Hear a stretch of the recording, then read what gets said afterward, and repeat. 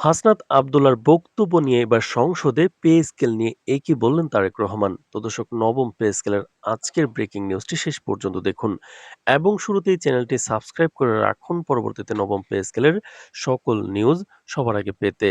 জাতীয় সংসদে আজ যেন সবচেয়ে বেশি আলোচনার কেন্দ্রবিন্দু হয়ে উঠেছে সরকারি চাকরিজীবীদের বহুল প্রতীক্ষিত পে স্কেল ইস্যু। চারদিকে যখন দ্রব্যমূল্যের ঊর্ধ্বগতি, বাজারে নিত্য প্রয়োজনীয় পণ্যের লাগামহীন দাম আর সাধারণ কর্মচারীদের পরিবার চালাতে হিমশিম খাওয়ার খবর প্রতিদিনই সামনে আসছে, ঠিক সেই সময় সংসদের অধিবেশনে হাসনাত আবদুল্লাহর জোরালো বক্তব্য নতুন করে আলোড়ন সৃষ্টি করেছে। তিনি তার বক্তব্যে এমনভাবে সরকারি কর্মচারীদের দীর্ঘদিনের বেতন বৈষম্য, নিম্ন গ্রেডের কষ্ট এবং নতুন পে স্কেলের প্রয়োজনীয়তার বিষয়টি তুলে ধরেন, যা মুহূর্তেই সংসদ কক্ষের পরিবেশকে উত্তপ্ত করে তোলে। তার কণ্ঠে ছিল মাঠ পর্যায়ের মানুষদের দীর্ঘদিনের না বলা কষ্টের প্রতিধ্বনি, আর ছিল দ্রুত সমাধানের স্পষ্ট দাবি। তিনি বলেন, যারা বছরের পর বছর রাষ্ট্রের বিভিন্ন দপ্তরে নিরলসভাবে কাজ করে যাচ্ছেন, তাদের বর্তমান বেতন কাঠামো আর বাস্তব জীবনের সঙ্গে কোনোভাবেই সামঞ্জস্যপূর্ণ নয়। বিশেষ করে নিম্ন ও মধ্যম গ্রেডের কর্মচারীদের দুর্ভোগ এখন এমন এক পর্যায়ে পৌঁছেছে যে নতুন পে স্কেল ছাড়া তাদের স্বস্তি ফেরানো প্রায় অসম্ভব। গতকালের এই জোরালো বক্তব্যের পর আজ সংসদে আজকের আলোচনার সবচেয়ে বড় চমক ছিল তারেক রহমানের সেই আশাব্যঞ্জক ঘোষণা, যেখানে তিনি স্পষ্ট ভাষায় জানান যে সরকারি চাকরিজীবীদের বহুল প্রতীক্ষিত পে স্কেল নিয়ে আর কোনো দীর্ঘসূত্রিতা রাখা হবে না। তিনি বলেন, চলতি এপ্রিল মাসের মধ্যেই নতুন পে স্কেল গ্যাজেট জারি করার লক্ষ্যে সরকার কাজ করছে এবং সংশ্লিষ্ট মন্ত্রণালয়গুলোকে ইতিমধ্যেই দ্রুত খসড়া চূড়ান্ত করার নির্দেশ দেওয়া হয়েছে। তো দর্শক, ভিডিওটির এই মুহূর্ত পর্যন্ত যারা দেখছেন, চ্যানেলটি সাবস্ক্রাইব করে ভিডিওটি কন্টিনিউ করুন নবম পে স্কেলের সকল নিউজ সবার আগে পেতে। তারেক রহমানের ভাষায়, বর্তমান বাজার পরিস্থিতি, দ্রব্যমূল্যের চাপ এবং সরকারি চাকরিজীবীদের দীর্ঘদিনের দাবি বিবেচনায় নিয়ে সরকার একটি সময়োপযোগী সিদ্ধান্তের দিকে এগোচ্ছে। তিনি আরও ইঙ্গিত দেন, নতুন কাঠামোতে নিম্ন ও মধ্যম গ্রেডের কর্মচারীদের বিশেষভাবে অগ্রাধিকার দেওয়া হবে, যাতে তাদের জীবনযাত্রার ব্যয় সামাল দেওয়া কিছুটা সহজ হয়। তার এই বক্তব্য সংসদে উপস্থিত সংসদের পাশাপাশি দেশের লাখো সরকারি চাকরিজীবীদের মধ্যে নতুন আশার সঞ্চার করেছে।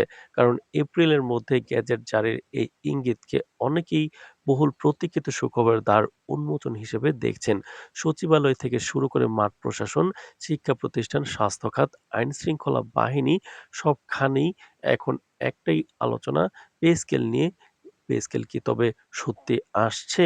বিশেষ করে যারা দীর্ঘদিন ধরে বেতন বৈষম্য, ইনক্রিমেন্টের সীমাবদ্ধতা এবং ভাতার অপ্রতুলতা নিয়ে অসন্তোষ ছিলেন, তারা আজকের সংসদীয় আলোচনা থেকে শুরু নতুন আশার আলো দেখতে শুরু করেছেন।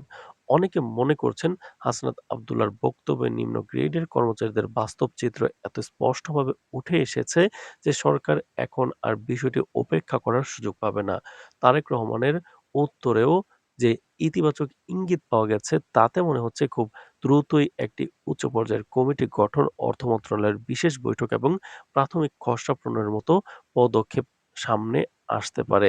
এই ইস্যুকে ঘিরে রাজনৈতিক মহলেও আলোচনা কম নয়। কেউ মনে করছেন, সংসদে এই বক্তব্য আসলে সাধারণ সরকারি কর্মচারীদের দীর্ঘদিনের ক্ষোভকে রাজনৈতিকভাবে গুরুত্ব দেওয়ার একটি বার্তা। কারণ লাখ লাখ সরকারি কর্মচারী ও তাদের পরিবার দেশের একটি বড় সামাজিক ও অর্থনৈতিক শক্তি। তাদের জীবনযাত্রার মান উন্নয়ন, বাজার পরিস্থিতির সঙ্গে সামঞ্জস্যপূর্ণ বেতন কাঠামো এবং ভবিষ্যৎ আর্থিক নিরাপত্তা নিশ্চিত করা এখন সরকারের জন্য একটি বড় নীতিগত চ্যালেঞ্জ। তাই আজকের সংসদীয় আলোচনাকে অনেকে কেবল একটি বক্তব্য বা জবাব হিসেবে দেখছেন না, বরং একটি বড় নীতিগত পরিবর্তনের সূচনা হিসেবে দেখছেন।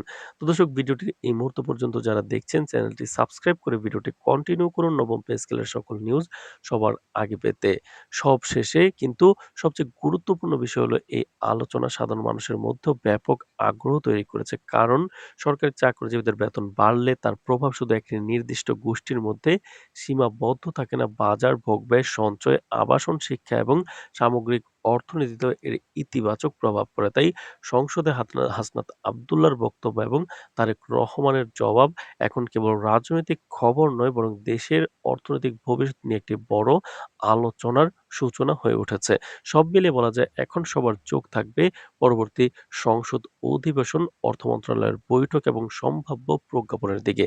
যদি আজকের এই আলোচনা বাস্তব পদক্ষেপের রূপ নেয়, তাহলে এটি দেশের সরকারি চাকরিজীবীদের জন্য বহুল প্রতীক্ষিত এক নতুন অধ্যায়ের সূচনা হয়ে থাকবে।